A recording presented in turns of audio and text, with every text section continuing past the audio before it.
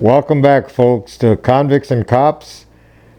I am back for another episode, and before we get rolling with this episode, which specifically is going to target Rancho San Pedro and the latest takedown that was done, it was a RICO indictment.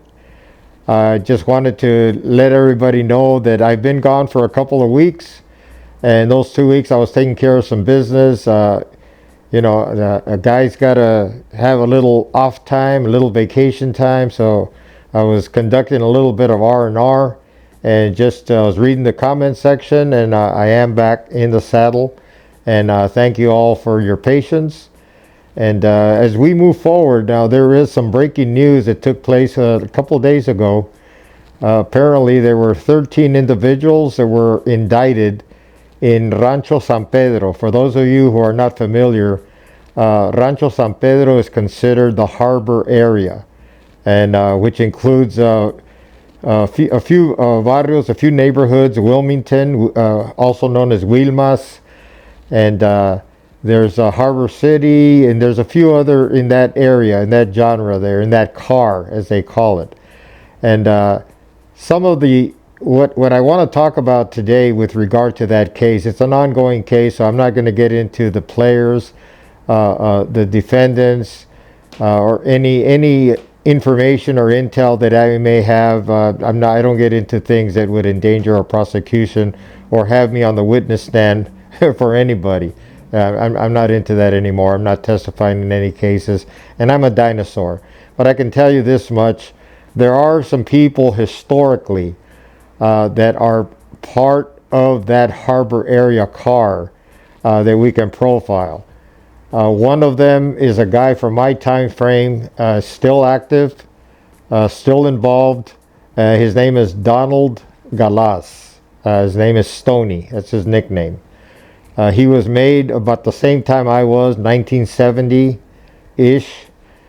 He might have got in a little after myself. I believe he was recruited in the Dual Vocational Institution, DVI. And Stony from San Pedro, just been a loyal guy through and through. And I kind of feel bad for a lot of these guys because they're in it, whether they like it or not. They're in it for the duration.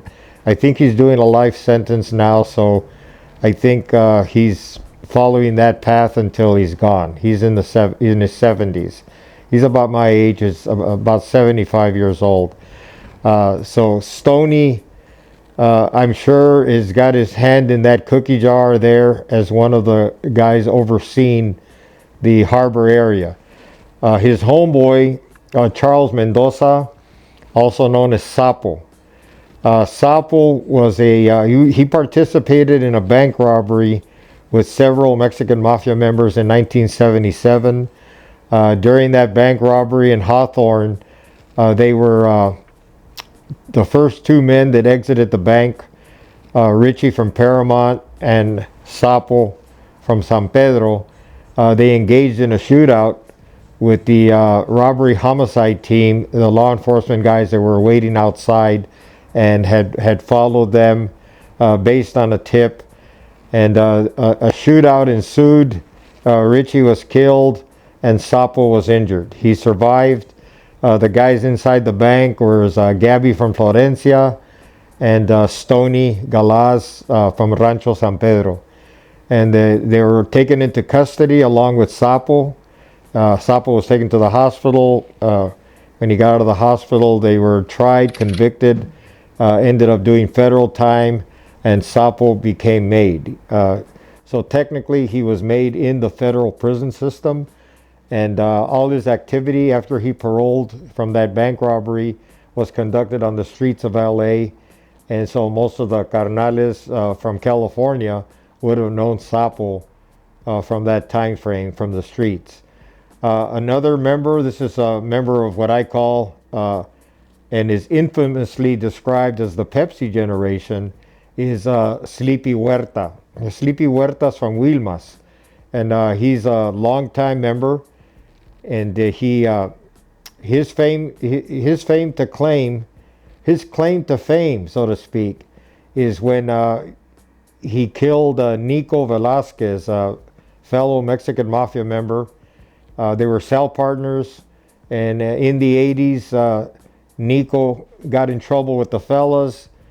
Sleepy was told to take him out, and he hit him one time while he was urinating. When he was taking a leak, he was hit one time by Sleepy Huerta, and he acquired the nickname the Professional because it was a one-time hit. For many of you who don't know, when you're in prison, it's extremely difficult to kill somebody, especially if he knows if he knows that there's going to be some problems. In Nico's case, if you're unaware, all it takes is one time if you get it in the right spot and you're dead. So that's what happened in Nico's case. He wasn't expecting it. Sleepy took him out. Anyway, this is just one little incident to profile, give a little preview into Sleepy Huerta. So a lot of these shot callers from the harbor area, I'm sure they all have their hand in the cookie jar, and there's a lot of people now in this indictment that I was reading. These are all associates. They're all Mexican Mafia associates. None of them, according to the law enforcement people and the experts who know who's who in the zoo, these men have not been identified as Mexican Mafia members, although they do answer to big homies who are incarcerated in the state and federal prison system. I'm guessing in this case, the shot callers are in the state system. And you're going to notice that in many of these RICO, you can Google RICO indictments and in different neighborhoods, and you're going to get dozens and dozens and dozens of federal RICO indictments taking place. And in those indictments, you're going to see that in many occasions, a lot of the Mexican Mafia members that are connected with these guys are not being indicted. And there's probably a good reason, as many of these guys are already doing life in prison. So there's two trains of thought with regard to this. If these guys are not super active and continuing to cultivate and calling a lot of shots as to having people executed, my thinking is that the experts in the field are looking at these guys like, why give them a free bus ride to where they can expand their poison and maybe use that as an opportunity to escape. There's been many incidents where people have escaped after coming down on a subpoena on a charge.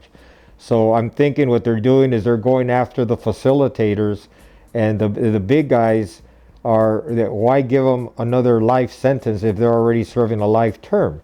And that's one train of thought. Other train of thought is, in California being such a liberal state, if you got guys doing life sentences or condemned, on death row, like say Ronnie Ayala or Hector Ayala, using him as a prime example, using Ronnie as a prime example, they're still conducting business and they're having people killed on the outside and on the inside. So what happens if their sentence somehow gets overturned, right? If their sentence gets commuted to life or gets overturned and someday they get released, and these guys are a major danger to society by having so many people being executed, so many people killed. So, and California does not have a SHU unit anymore, unlike the feds. The feds have ADX in Florence, Supermax lockdown. So I think you're going to see a lot of these shot callers being indicted by the RICO statute and entering the federal prison system where they have a real lockdown with teeth. And the hope there is to disrupt communications so that less people will die as a result of these proactive guys.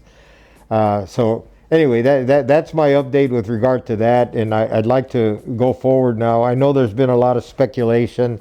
I saw an episode on one of the YouTube channels. I like watching YouTube when I have a chance.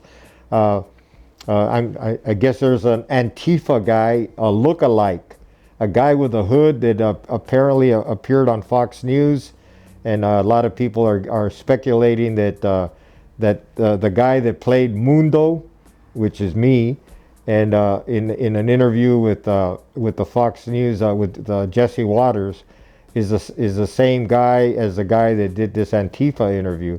Well, anyway, I'm just here to dispel all that and let you know that that was me. You can. I saw a comment on one of on that channel. Somebody telling the person who posted this, all you have to do is today you can use AI, and AI will definitely distinguish whether a voice is identical or whether it's dissimilar. So anyway, it's not a big deal. Don't want to give a lot of credence to that, but I can tell you that when I'm on board, you know that I'm on board. So now I want to fast forward to some Q&As. There's a lot of people that comment. I'm not in the business of commenting live or when I see the comment, I don't answer because I'm not the one that's running that show there. So I like doing occasional Q&A. So let's get down to one here. Mr. Karate 255.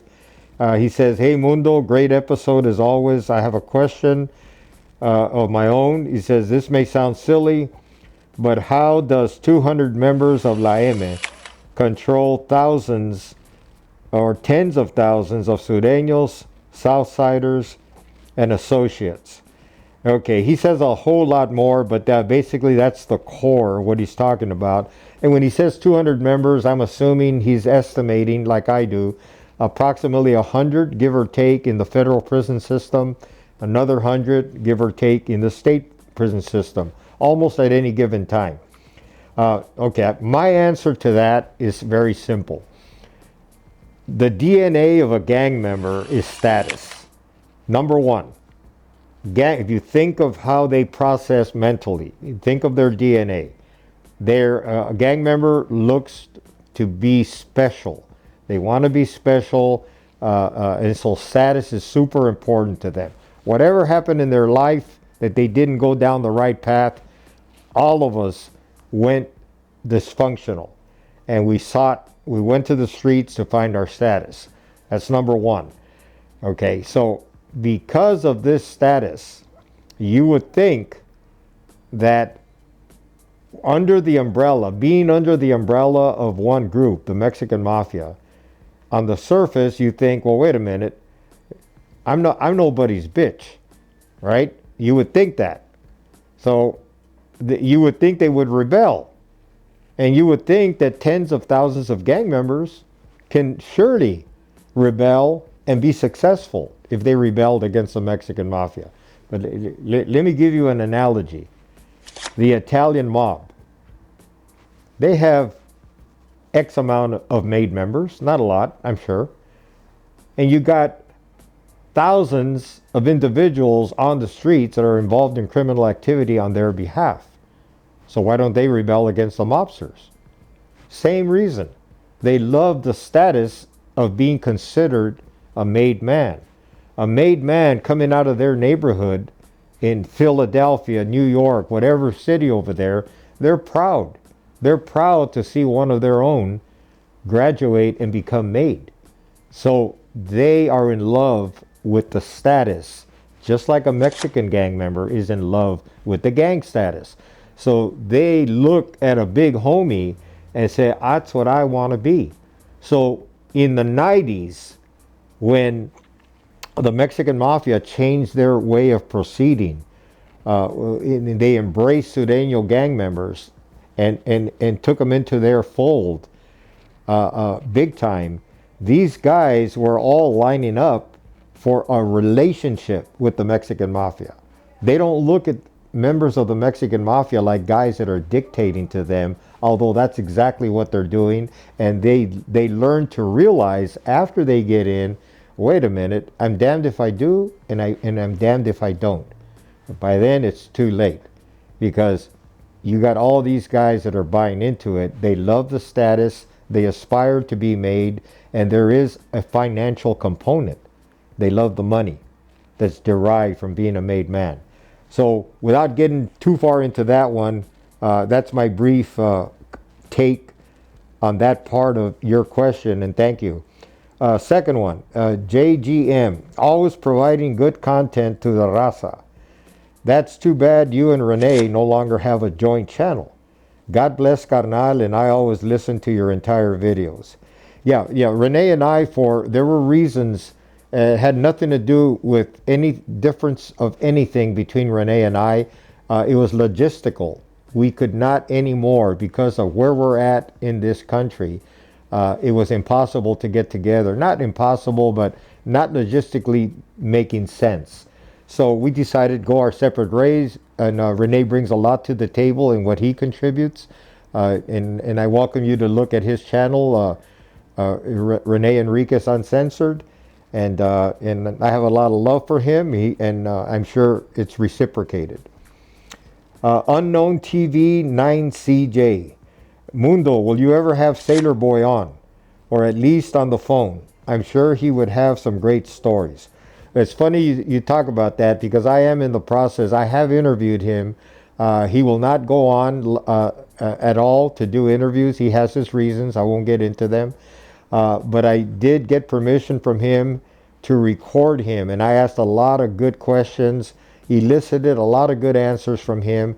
Tried not to lead him, because I didn't want to make it sound like I just wanted a parakeet parroting anything that I said, because you get people that think that. I wanted unsolicited answers from him. I do have them recorded, and at some point soon I will be doing something so that you have Sailor Boy as one of your episodes. CY1627, is Big Mike Mulhern part Mexican? Big Mike Mulhern is one of the original members of the Mexican Mafia. He's from Primera Flats. We called him Big Mike, of course, and we called him Poor Slim. That was just like an affectionate name we gave him in prison. He was also my sponsor. He sponsored me in San Quentin in 1970 into the Mexican Mafia. A lot of history, was involved in a lot of stuff, of course, like all of us. Did time in Folsom, predominantly in San Quentin. When he got tired of the life, apparently he had a relationship with a lot of the Hells Angels. And usually those the relationships were between the Aryan Brotherhood and the bikers, the Hells Angels. But in Folsom, Sonny Barger, who was the head of the Hells Angels at that time, because Mike Mulhern was a big-time heroin user, like a lot of these guys behind bars, he was paying tribute. Sonny Barger was paying taxes or tribute to the Mexican Mafia and to the Aryan Brotherhood, and Big Mike was one of the guys collecting the money. And we had a similar relationship with the bikers in San Quentin as well. And basically, the Hells Angels looked at it like business. They wanted to live. They didn't want to die. So to them, it made sense to kick the fellas down and to kick the AB down with dope. And they had a ton of it coming in, and they were responsible for the entertainment groups. Well, on a side note, Mike Mulhern got close to some of the Hells Angels on the streets, and he turned against George Christie, who was the next in line to be the president of the Hells Angels. He was the existing president after Sonny Barger, apparently. And on the streets, him and Big Mike became friends, and Mike turned against him. Mike dropped out of the Mexican Mafia. He testified against George Christie in court, and I want to say he testified unsuccessfully. George Christie was acquitted, or the case, he was not convicted of his drug case. Robert Evangelista 8626. Hey Mundo, this is without the commentary. I've listened to you enough that I know your voice, and this one sounds off. I just alluded to that. He sent me a link to a channel where they had two people wearing masks like mine, and I just talked about that earlier. And no, that isn't the same guy. I was on Jesse Waters, independent of this other gentleman. Chucky Boy 805. San Quentin in 78 was deadly. At 19 years old, especially the rotundas. Gym, showers, another good place to get got. So, being intimately familiar with San Quentin myself, I got away with a lot of madness while I was there. Uh, yeah, I know what he's talking about. The rotundas are the areas when you enter the north block or the south block or the east block. When you're entering those housing units, you have what's called a rotunda. It's like a circular area before you go into the housing area, and there's no gun coverage there, so it's pretty easy to get somebody. So everybody's kind of like they're watching their back. But I remember in my time frame, you had guards standing there, so it wasn't really that easy. Uh, the San Quentin was so big and vast that it was easy to create diversions, like a fist fight in one part of the prison to distract the officers and the gun rail, and while you're doing your thing on the other side. I know because this is a tactic that we used, Mexican Mafia guys, to take out people. So, but in answer to his question, yeah, Rotunda would be an area, a potential blind spot, but there were many blind spots in that prison. The gymnasium, that's where Güero Green Eyes was killed by three Emmett guys. Güero Shyrock, Chente, and Davey Perez from San Francisco. They got Güero Green Eyes in the gym, found out he was no good, and they killed him in the gym, 1973. So that was Knuckle Boy. The next question comes from Joe B5678. And he asks, was Death Row Joe from La Colonia or Barrio Chiques?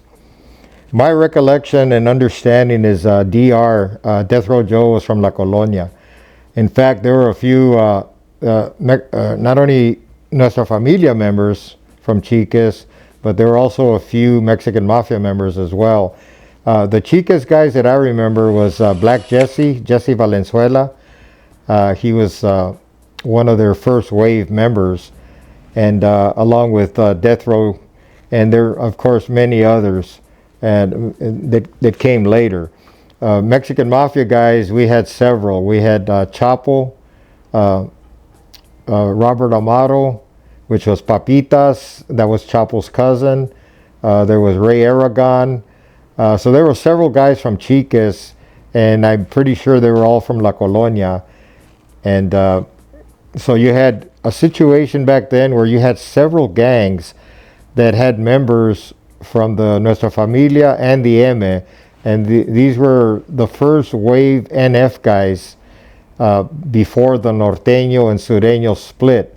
Pomona had many guys from the NF. Chino, many guys from the NF.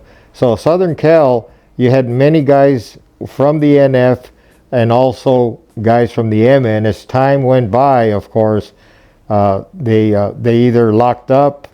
99% of them either sought protective custody, dropped out. They became hermits. That's an NF term for guys that are green lit for being no good in their organization. So that's a history or connection of the Barrio Chiques. Today, it's completely Sureño and under the Mexican Mafia umbrella, if you will. William Paris, 5303. He talks about, or he cites 4 minutes and 26 seconds into one of our episodes. A Native American as an AB is crazy to me, being half black, some white, and Cherokee. Well, there's no such thing. People get caught up with this purity thing. Mexicans get the same way. They get all caught up with that. You get the whites thinking that they're pure white, and the blacks the same way, African American. You know what? Nothing could be further from the truth. I always say it's the way you identify. If your heart is Mexican or white or black, and you're accepted in that world, in that gang world, then that's what you are. It's what's in your heart and the way you identify. And if you're accepted, it might be a harder road to hoe, so to speak. You might have to prove yourself a little more, but it is what it is. And yes, the Aryan Brotherhood did have a couple of Native Americans.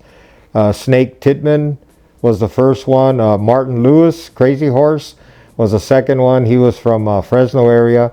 And a great story with him, he was very close with Queto, Martin Vargas, Mexican Mafia member.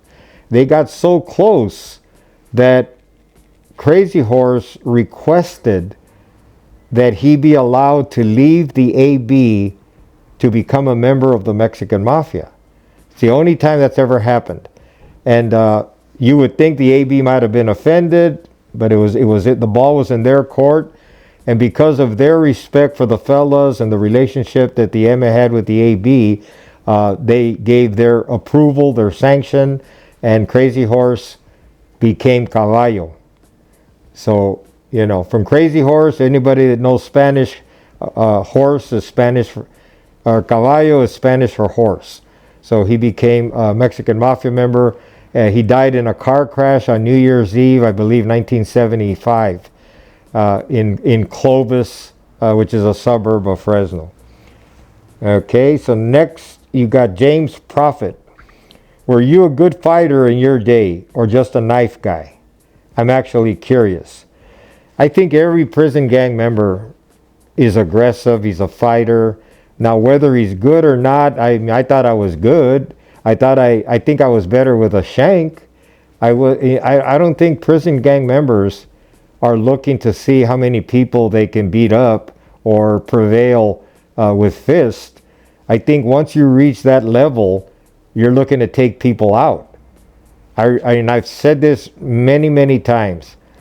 When we would get down against our rival gang members, beating somebody up was not even worthy of conversation.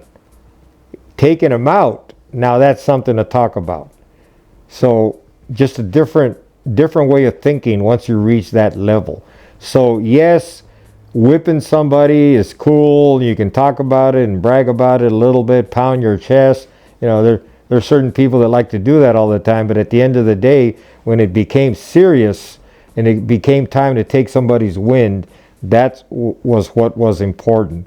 Oh, I could fight and I could take a punch, but I think what I contributed as a bad guy was the ability to kill and carrying it out. And of course, I can't talk about specifics, and that's not what this question is all about. Next question, again from James Prophet. Do you remember the day all the pictures were taken that you're showing now? And did you ever think one day it would be explaining all of your bad deeds on a YouTube channel? No, of course not. When you're looking at life through the prism of a bad guy, of a gang member, you do what you do, and you perform to the best of your ability at that time. For example, when I referred to the NF guys on the yard during time of peace as farmers, I remember specifically calling them northern farmers, because they started to recruit a lot of guys from Northern California because they were more susceptible to the Kool-Aid. The guys from LA, they didn't care about either prison gang. They cared about their homies, and they didn't care about drinking anybody's Kool-Aid. The NF was looking for numbers, so when they went to the LA guys would tell them the same thing they would tell the MA guys. You guys do your thing, we're happy with our homeboys. Now, that would change later. But then they started recruiting a lot of northerners. And like I said, they were more susceptible to the NF's, whatever their propaganda was. And so then I started referring to them as northern farmers, the acronym for NF. Later, it's shortened to farmeros.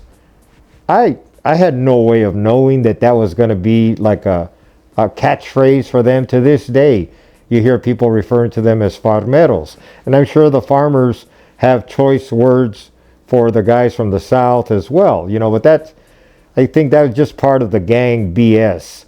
And people mature from that. They grow up from that. But again, in line with the question that you're asking, I never thought I was a pack rat.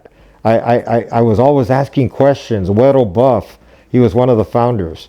I was always asking questions about the history, wanting to know things, saving things, saving photographs.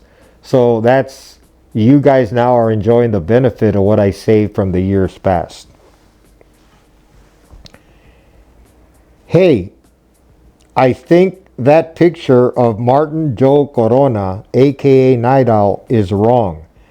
So this question comes from Mr. Machine Gunner 131. He says, I've seen you use that pic to describe to different people. In one, you said the guy died of an OD. You said he was an old school eme. The other is a federal informant who wrote a book. Which one is true? Well, just for your information, when I did the episode on Martin, on the guy you're talking about, Martin Joel Corona, I did not use his real picture because we didn't have permission to do that. So we used the picture that I didn't think anybody would recognize, and that picture is Frog from Wilmas, old school Mexican Mafia member. I took the liberty of using that, figuring that 99% of you wouldn't recognize it, and you happen to recognize it. So you have just won $1 million. I'm just kidding, man.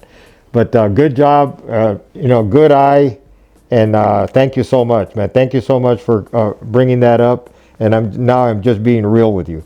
Last question, what's up with the Unholy Alliance documentary? It's still a work in progress, but in the meantime, I can refer you to one of my books with that title. And it is titled The Unholy Alliance, the Mexican Mafia, Cartels, and Sureños.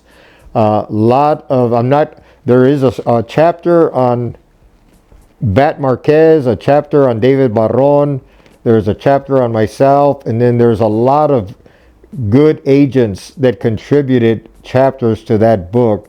And it also talks about the upstate Sureños. There's a chapter on that. Just a lot. You're viewing the book right now. That's the cover. And on the cover of the book is David Popeye Barron. And he represented the trifecta, the gang trifecta. Street gang member, he was from Logan Heights, San Diego. Prison gang member, a member of the Mexican Mafia. And cartel operative. He was the head of the execution squad for the Arellano Felix organization. So if you're interested in that book, it's available on Amazon. But with that said, thank you for tuning in. This is another segment of Q&A, and the episodes will be coming at you as well, left and right, and I hope that you will enjoy them, and subscribe, share with your friends, and feel free to comment. God bless you.